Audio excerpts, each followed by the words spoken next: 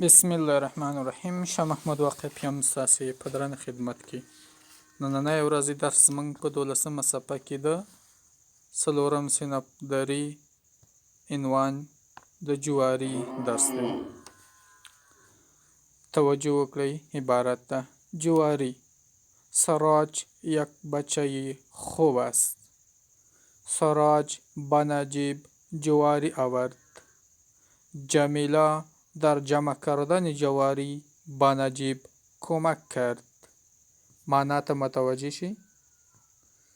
جواری، جوار. سراج یک بچه خوب است. سراج یو خو هلک دی. سراج به نجیب جواری آورد. سراج نجیب ته جواری راوړی و. جمیله در جمع کردن جواری به نجیب کمک کرد. جمیله د جواری په جمع کولو سره د نجیب سره مرسته کوي.